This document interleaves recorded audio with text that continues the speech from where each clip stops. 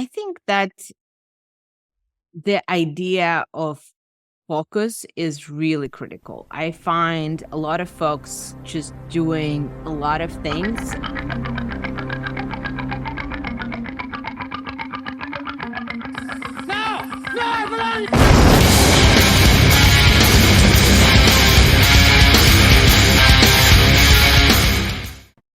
Guys, new podcast out this weekend. Not many people know, but I have a background in EdTech. It was actually my first company that I sold. So today we have Vlada Lotkina for the podcast, who has an EdTech background, actually sold her company, had a long kind of consulting career, then founded the company to address like her issues as a parent in New York City. So very interesting story there for my EdTech people and EdTech audience from the past. Looking to do more of these in the future. It'll probably be a niche and a co-pilot group on the One Network. Regarding that, I'm still trying to develop a lot of it, get people on the Discord, but there should be updates very soon about BizBox and the other stuff. I know I'm keeping a very heavy podcast schedule. It's because we're looking to create a community of hustle and just really put out a lot of content that's going to be valuable to the members so people join and it's beneficial for everybody. Additionally, I'm trying out a different format. I thought we had some good eye contact on this one, so I'm doing the two speakers at the same time so you can see the reactions. If you want me to switch back to the regular view, let me know and we can go from there. Thanks. So we got another episode of the One Podcast here with Vlada Lotkina, the CEO of ClassTag, who just exited and sold the business actually last summer. I think it's going to be an interesting interview. I've got a background. I've done some ed tech companies. So I think we have a lot to talk about as far as that goes. And we haven't talked in a while. Additionally, I want to just talk about what you're doing as far as kind of like mentorship for entrepreneurs. I know it's a big passion for you as it is for me. But just to start people off with people who are unfamiliar, can you kind of give like a quick background for the would-be early stage entrepreneur audience that we have?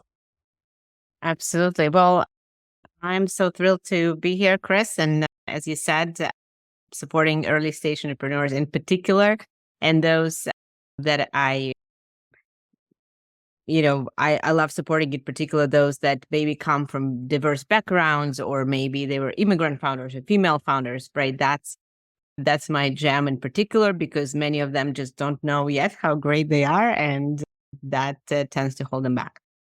So my background, that I'm a female and immigrant entrepreneur 2-in-1. I'm originally from Ukraine. I spent my early career in management consulting after attending business school at Wharton. So I was BCG, and then I climbed the corporate ladder 2 levels down from Michael Dell, doing a lot of kind of growth and strategy work there. And then after that, my daughter started school in New York City, and that exposed me to the parent side of EdTech. And I was on receiving end of endless flyers, sign-up sheets, emails, and everything in between. And I clearly saw there is a better way with technology to create that critical partnership between parents and teachers and unite them in student success. And so that was the mission of ClassTag.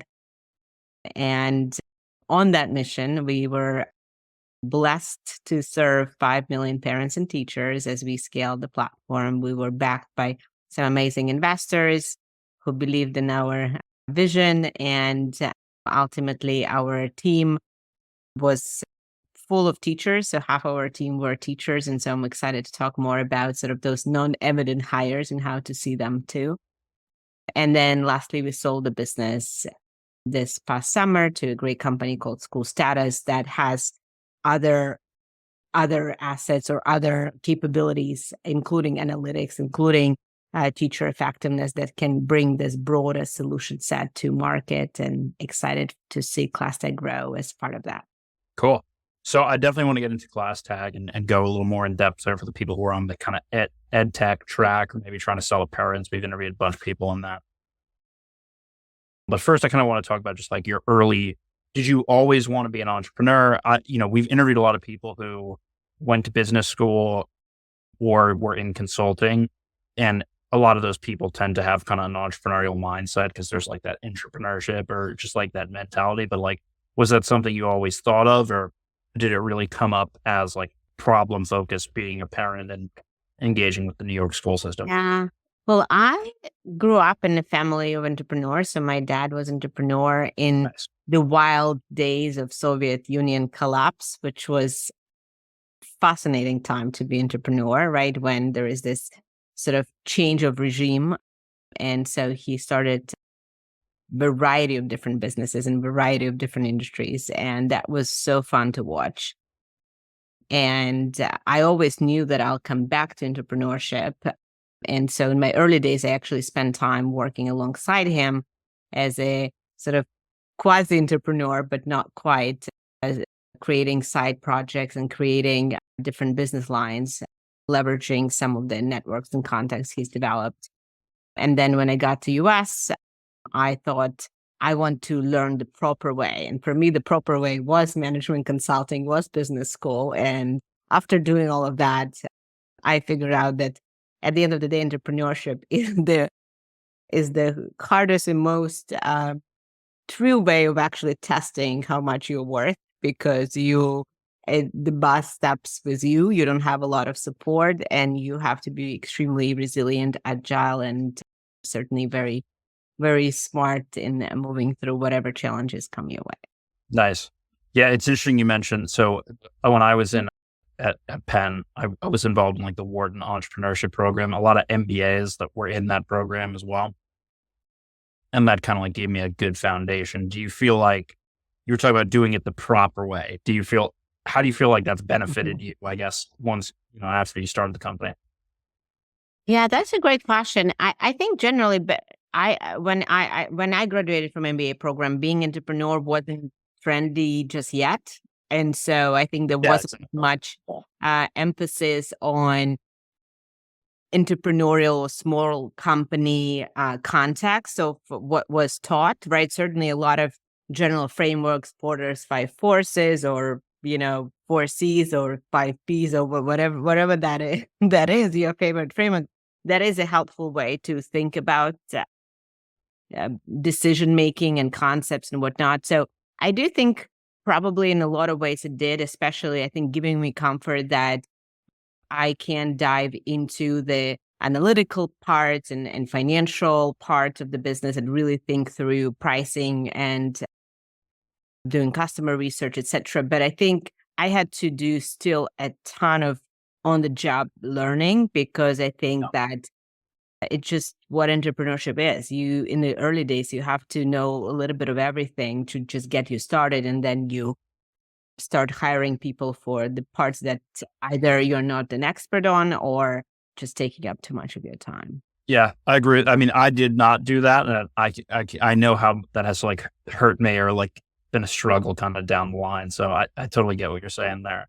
So I guess take me through like just the beginning of ClassTag. So like you were at the the New York school system in general is pretty complicated, but how did the kind of idea come about, and like where were you at in life at that point?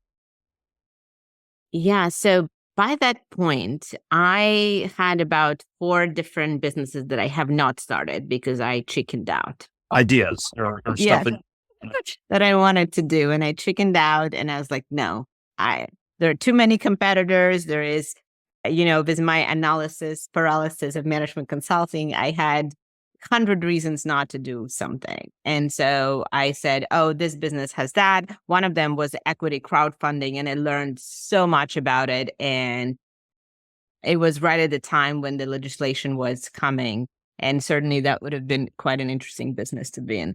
But anyway, there were a variety of different ideas, and I just, you always can find 100 reasons not to do it. And so I think with this one, it was actually the problem that I experienced personally, and I think that's why it felt the most compelling initially, right? Because I yeah.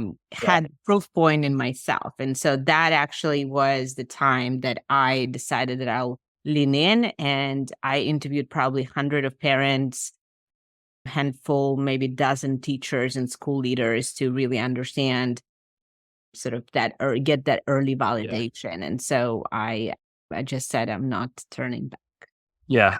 So it's interesting you mentioned that because we've interviewed a bunch of people who said the same thing about like doing something that not just that they were passionate about, but they were actively engaged in. So you had people to talk to, but we're incubating like people starting businesses. And one of the things we say is that's the biggest thing is like, you have to be already engaged in that. A lot of people kind of like research an industry or even with you, like the crowd equity was obviously a great idea given the timing of the Right. legislation. I can already think what you were thinking being the consulting business Right. person, like what that opportunity was. But Right. if you, even if somebody else went and did it well, like would you have been as engaged with it as you were with ClassTag? Who knows? So, or at least maybe it makes sense for the first business to be something that's more kind of tied to you. So that kind of makes sense to me. So I guess just like walk us through the product or kind of like just the early conception of the actual concept. Absolutely. Well, one thing that, helped me in the early days was certainly the idea of customer development and just learning and showing before you actually put a line of code down. And so I spend a lot of time. I think the Eric Ries, right, the famous lean methodology, right? I think that is a must read as well. There are so many great resources nowadays, but I think that one stands out in particular, it just giving you very practical ways to do this early stage customer development. And so I spend pretty much all of my time in that. I also was blessed to find an amazing co-founder whose son was a classmate of my daughter at the time. Oh wow, okay. And he is a serial entrepreneur and an amazing technologist and just the best human being, which both are important in building this co-founder relationship. And so we partnered to build ClassTag, where he led the technology side and I led pretty much everything else. And then from there, we just started getting more and more people on board. Very early days, we figured out that parents actually can't open up the door to schools. And so we had a kind of early pivot to teachers because teachers actually can start those classrooms and add parents and start collaboration. So we rapidly iterated. And one thing we did well, I think, in the early days was create a first product, which was just one feature out of the massive vision that we have to really unify family engagement, because that's such a multi-layered, challenging issue to solve that has to be multi-channel, multilingual, and have all the different workflows to be clearly identified and improved with automation and access. And so we started off with just event management and volunteer management for schools. Nice. So, I guess with people will be familiar with this, but with education technology, right? There's a lot of like compliance laws, there's issues that you have to deal with that you don't have to deal with in other businesses. And there's also, you have the parents, you have the schools, you have the teachers. How did you kind of manage that complexity? And I guess like how critical was the feedback from those early stage kind of, the people in your network?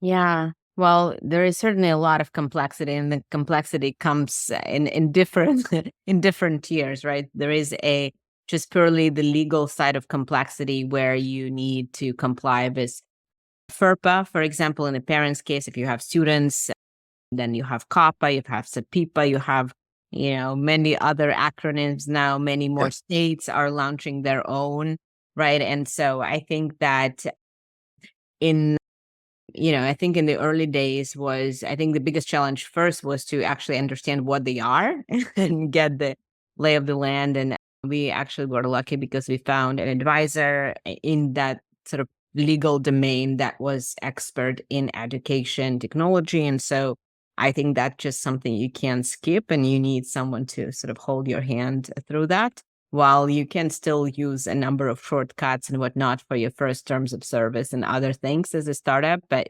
you need that a thoughtful advisor who actually knows what they're doing.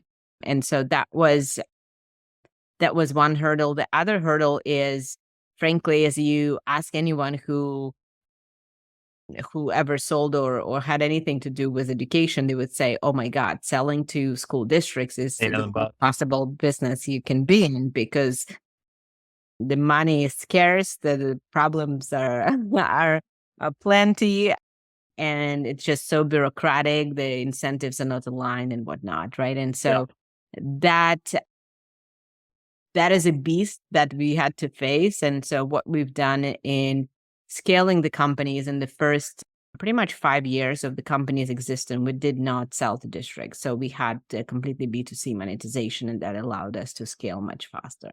Got it. So yeah, so I guess walk me through just like the getting revenue, like, because that is a big challenge for people who are, even the B2E just selling to the schools. They have the like approval timeline, but like, how did you manage that from like a sales and marketing perspective, in terms of just how much money you're putting into it, how much effort you're putting into it? Can you walk that? Sure. Yeah. So I would say our initial model, as I mentioned, it was B2C. So effectively, a teacher could sign up for a free platform, whether via website or downloading an app, invite parents, and then start communicating and collaborating. For that, we didn't have to go through district approvals and things like that, because teachers are communicating with parents. That's just what they do. And so sometimes districts or schools then sent us some paperwork to review and sign, but I think it was really a minority of cases. Just the reality of school life is that teachers need to communicate with parents, and so they use tools to do it. And so that was kind of step one, and we got there first and foremost by collecting probably the first 100 teachers by hand in New York City, and I asked all the parents and for referrals to teachers and a variety of other ways that I got to them. From there was a really strong word of mouth, and a lot of these teachers really loved it. And then we just did a lot of things that don't scale, right? I wrote handwritten thank you notes and got on the calls constantly with these early users and teachers, and just a lot of relationship and community building with early users. And then we started adding some digital marketing techniques. In particular, I think in the early days, Facebook was quite instrumental for us. It is not quite what it is today. I mean, it's still instrumental, but it's much more bigger back then. Yeah. Yeah. And it is much more expensive. And the parents. Yeah. Yeah. So that was effectively how we grew. I did a lot of sort of personal social media as a founder. I think I had a weekly or even daily live where I talked about family engagement, invited teachers. And so a lot of organic strategies that we use in the early days. And so, and to your point, that was because I was passionate about it, because as I was doing the research to start a business, I realized that family engagement is such a critical piece of the puzzle to support student success. And so that made it very easy for me to talk about that, and maybe not as easy to talk about crowdfunding at the time or whatever else, right? And so from there, our path to first revenue was in B2C space. So we started partnering with brand partners, because we only had parents and teachers on the platform, not students on the free side. So a lot of brands were interested to be part of this engaging and trusting communities. And so we also contributed a portion of these proceeds to the Classrooms for Supplies, which was a really cool kind of gamification. So every month, classrooms could get some coins from us, not crypto, but regular coins that they can use for supplies. And that was a really cool gamification that we did, and that allowed us to really lean into the brand budgets as opposed to school budgets in the early days. Then we added commerce and sort of classroom funding, fundraising, etc. as well. And then lastly, we really benefited from COVID side of things, when districts all of a sudden realized, oh gosh, we really need to own that community engagement. That's a critical function of a district. And so that's when a lot of our individual classrooms, individual schools started turning into districts. And so that was the time when we started having salespeople, effectively like a sales assist motion. Did you find that the doing all that kind of one-to-one work, with the parents and the families and whatnot, did that play a big role in your success with the B2B or selling to the schools approach? Like, you needed to do that B2C first? to have success, or do you think you could have started without the B2C and still learned the same things or grown Yeah. Well, ironically, the company that bought us, they are entirely B2B company, right? So Got it. So they did it. there is clearly multiple ways to do it. Yeah. But having said that, I think at the time when we started, I think for me, from the place where I was coming from, it was not evident how long that turn of B2B will be available for family engagement. And I think the fact that COVID happened really accelerated that, Mm. probably by 5 to 10 years. Okay. Um, Interesting. So, okay. So then I guess my next question would be, a lot of companies, I know a lot of companies who are like in this space and have like similar dynamics as the class tag that like, they weren't able to work things out for whatever reason, challenges with each of those audiences. Is there anything particular about the way that you ran the business or even just the product market fit, the actual product itself that you think played in a role in your success or longevity with it?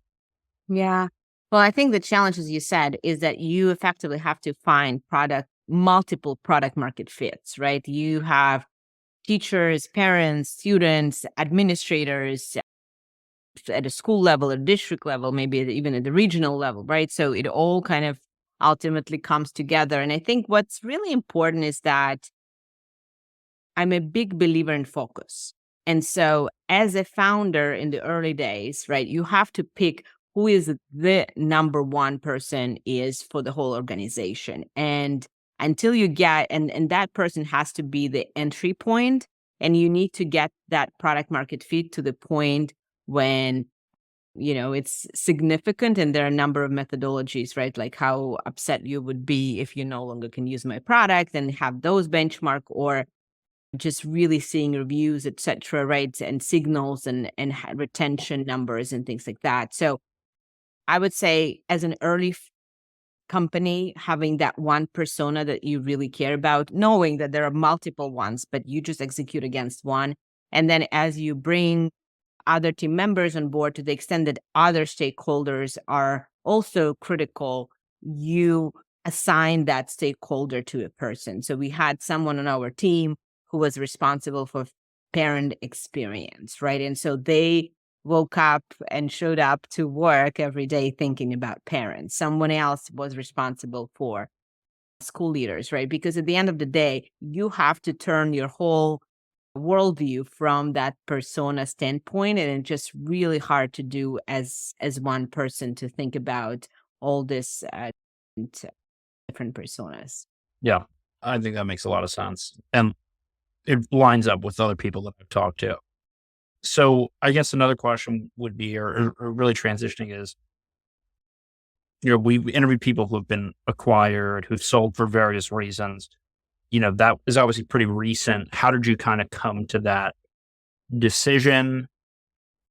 Are you happy about it? Or, you know what I'm saying? So what was it something that you were planning on doing or that you foresaw doing? Can you kind of walk through that Sure. period? Yeah, and I think that sort of starts from how the company is funded, right? When you are venture backed, so that sort of determines your path in a lot of ways, right? And so I knew that that's the path we're on, right? We are going to sell the business one day. And so the question was, when is that right day to do that? And so in in in case of ClassTag, was we achieved significant scale, we achieved profitability, we were in a really good trajectory, but going to the next level required building out a whole new district go-to-market motion. And in order for those investments to pay back, there was a certain time frame and time lag due to bureaucracy of that business, and just didn't seem sensible from a strategic standpoint, in addition to kind of some consolidation happening in the landscape. And so that effectively was the why the decision was made. And then we had a lot of interest over the years, and we were grateful to have a great, actually, and smooth process. That Interesting. So my next question there would be like, what are you doing now? How have you sort of thought about that kind of obviously to, it's a big sort of life transition. So how do you kind of think about what you're doing from a business perspective? Yeah, I would say it's really a joy to see your vision from those early days as a parent who is annoyed with family engagement come to to Right. serve millions of users and now become part of even bigger organization with even bigger vision and more resources and and opportunities to put that in the hands of pretty much every child and every family across the globe. And so that certainly is very rewarding and exciting from founder perspective. I think that it's also a very tiring journey, to say the least, right? And so I think that there are some folks that rush into starting something new. And I think that the more I talk to exited founders, it is a great opportunity to actually step back and think about your journey and frankly just really take a broader look at what's out there, what are the priorities, what you really enjoy doing. I am enjoying supporting the growth of ClassTag, especially now leading some of the product led initiatives in the new company. I also enjoy mentoring entrepreneurs around go to market, scaling, product market fit, and other things. And as you might have seen, I've became quite active on LinkedIn, sharing a lot of advice and tips and trying to be practical and helpful. And then I launched a podcast also called CEO Unboxed, talking about more the personal journey behind it, all it takes to get there. Have you found you're based in Miami right now, right? That's correct. So the last 4 or 5 years I've been in Miami. Oh, So cool. now I'm back in New York, but Okay. in any case, do you find like the entrepreneurship or kind of business community there to be good? Yes, I moved here from New York 2.5 years ago and I love it. I still go back to New York quite often, but I love the community. You certainly have to do a little bit more legwork to find the right people than Yes, yeah, I get what you're saying. Yeah. but once you do, the community is there and it's great and it's thriving. And I think that, this weather and just a better quality of life, I think not that, you know, I don't think I work any less than I worked in New York. It's not Yeah. like I'm on the beach every day, but Yeah, I did. So that's why I I'm do. back. But, uh, but yeah, that makes sense. So I guess, closing thoughts, what's like your biggest from that whole experience and from your current talking to entrepreneurs and mentorship that you do? Like, are there any like really big takeaways that you kind of want to highlight for people that are often not talked about or people don't know about? I think that the idea of focus is really critical. I find a lot of folks just doing a lot of things and not chopping them off, right? Sort of the idea that you're running experiments and most of these experiments fail. That's just how it is in science, how it is in life, right? And so business is no different. And so there is no drama about your strategies or ideas or hypotheses being rejected. That's just the way it is, right? And so I think that takes pressure from failure, but allows you to actually say, okay, this idea failed. I'm moving on to the next, right? But rather than keeping 100 doors open at all times, because that really holds you back. Interesting. Very interesting. Yeah, I'm thinking about that in terms of myself. It got me thinking about myself now. But cool. So where can people find you if they want to? Can they do one-on-one with you? Can they consult with you? What's the best way if they're in a similar space? And Yeah, I love to connect with entrepreneurs. You can find me on LinkedIn, Vlada Lotkina, and I would be excited to connect and see how I can help. cool. Great talking. Thank you very much.